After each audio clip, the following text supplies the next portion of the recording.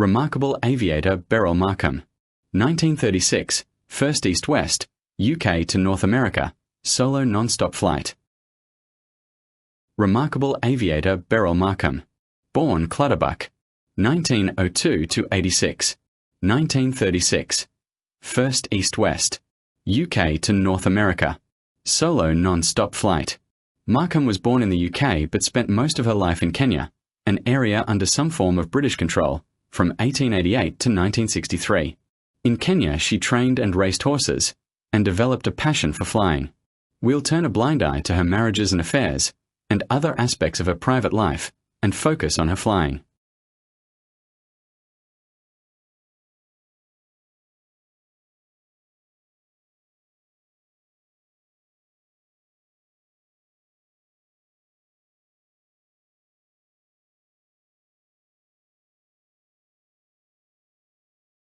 In Kenya, Markham learned to fly. She got her private pilot license in 1931 in a de Havilland Gypsy Moth at Nairobi's Wilson Airport, then just a dirt track, now HK&W. Wilson Airport, where we are now, default scenery. She was probably the first licensed female pilot in Kenya. She later upgraded to an Avro Avian, and then a de Havilland Leopard Moth.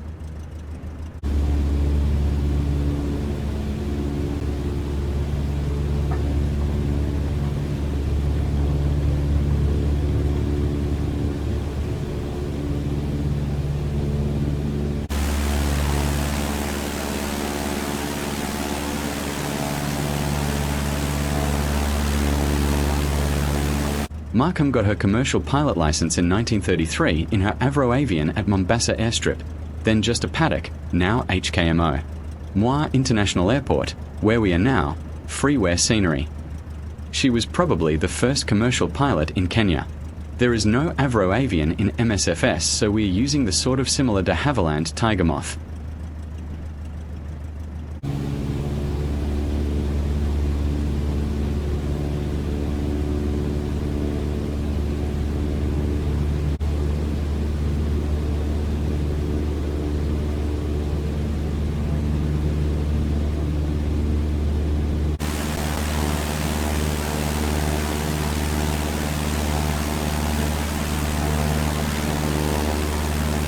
Markham undertook many flights around Kenya as a private and then commercial pilot. Also, in her Avro Avian she made a notable flight to the UK and returned to Kenya in 1932, and with only a compass, rev counter, altimeter, and lateral stability indicator, no airspeed indicator, direction finder, or radio. She repeated the flight to the UK in 1936 in her de Havilland Leopard Moth. She was considered a top pilot by all who flew with her.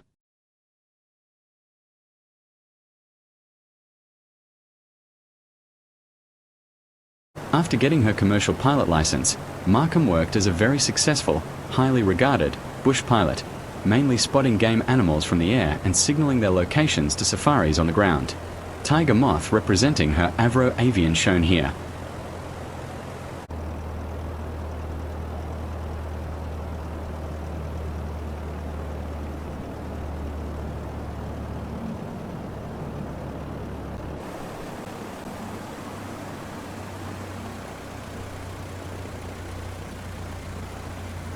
As well as safari work, Markham also provided a courier service for safari parties, delivered mail, delivered medical supplies, doctors and patients, provided an air taxi service to remote farms, worked as a relief pilot for a local airline, etc.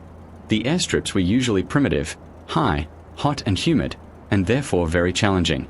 Her Leopard Moth shown here.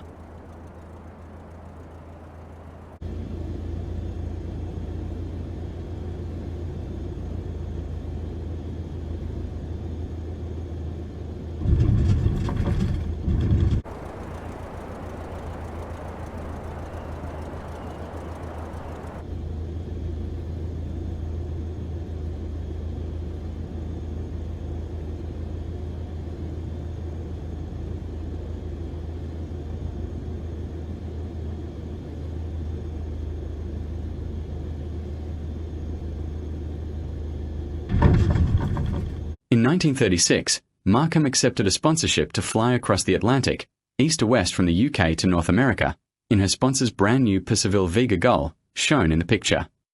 She became the first woman aviator to cross the Atlantic east to west, and the first person to fly solo from the UK to North America. There is no Vega Gull in MSFS, so we will use the Pussaville Mu Gull, the racing version of the Vega Gull. Before the Atlantic flight, Markham regularly visited Gravesend Airport, where the aircraft was being built and tested. Gravesend Airport, where Purcellville Aircraft Manufacturer originally had its factory, was also known as Gravesend Aerodrome, London East Airport, RAF Gravesend, RAF Station, Gravesend Riverview Park. It is now a housing estate, with nothing remaining of the former airfield.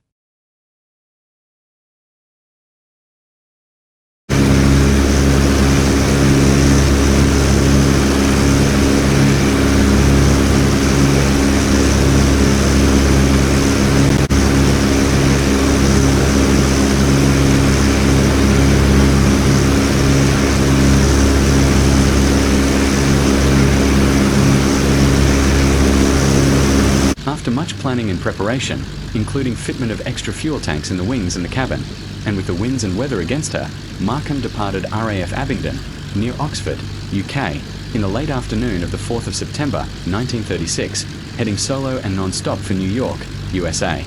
RAF Abingdon was chosen for its extra-long runway to enable the heavily laden aircraft to get safely off the ground. EGUD. RAF Abingdon, where we are now, default scenery, is now Dalton Army Barracks, and a diversion airport for nearby RAF Benson.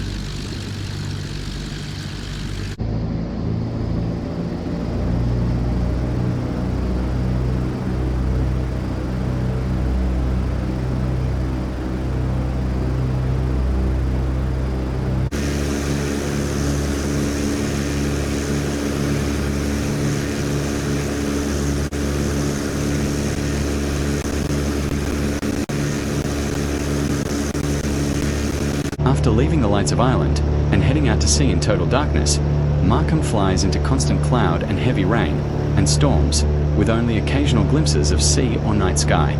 For navigation, there was no GPS then, and she had no autopilot, which were then in their infancy, and she had no radio, just an altimeter showing 2,000 feet and an artificial horizon showing level flight.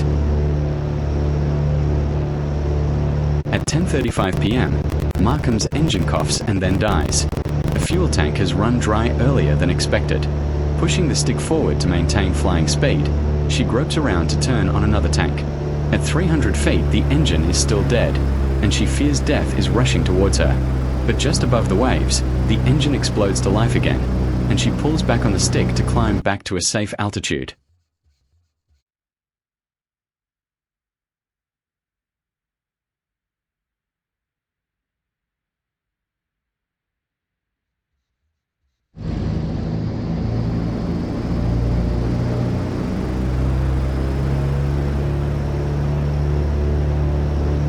During the almost constant storms, Markham's aircraft was bumping and rocking all over the place.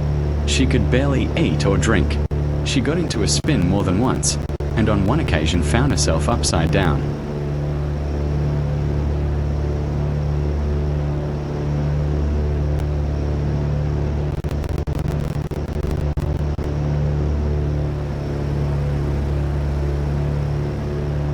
At daybreak, with the weather clearing, Markham saw a lighted ship and some cliffs ahead in the distance.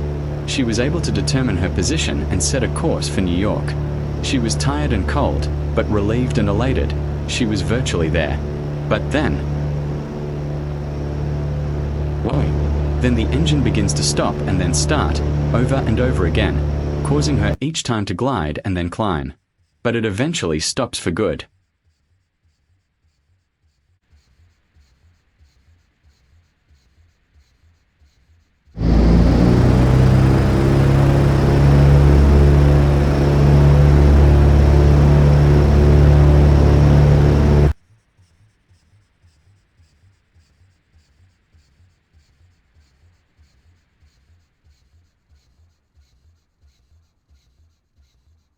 Markham knows there is ample fuel and thinks maybe an airlock, so she manipulates the tanks, but to no avail. She must do a forced landing. Below is black earth strewn with boulders. She banks and turns and sideslips to dodge the boulders. The wheels touch and sink, and the nose of the aircraft tips forward and is engulfed in mud, causing her head to hit the windscreen. Markham stumbles out of the aircraft, her head bleeding, and sinks up to her knees in muck. Disappointed, she thinks to herself, 21 hours and 25 minutes, cross-Atlantic flight, Abingdon, England, to a nameless swamp, non-stop. The aircraft had suffered fuel starvation due to icing of the fuel tank vents. Markham had flown from Abingdon near Oxford, UK, and made a forced landing into a boggy swamp at Ballyin Cove on Cape Breton Island, Nova Scotia, Canada, not far from CYQY, J.A. Douglas McCurdy Sydney Airport and from the border with the USA. Markham was luckily quickly rescued from the swamp and flown to New York, her original intended destination. She felt she had failed, but the world thought otherwise, as she was the first woman aviator to cross the Atlantic east to west, and the first person to fly solo from the UK to North America. She instantly became an international celebrity.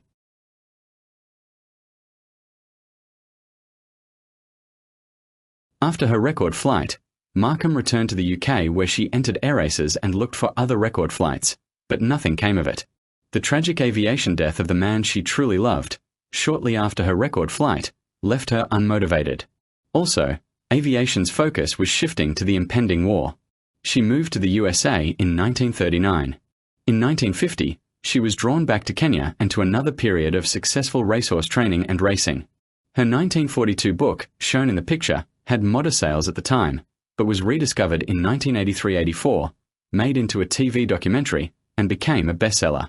The much-needed additional income helped, but was rather late as she died in Nairobi, Kenya, in August 1986, aged 83. Thanks for watching. Hope you liked. Now to finish off, enjoy this real-life footage of a rare, still airworthy, 1937 Percival Vega gull at Duxford Airport, UK, 2023.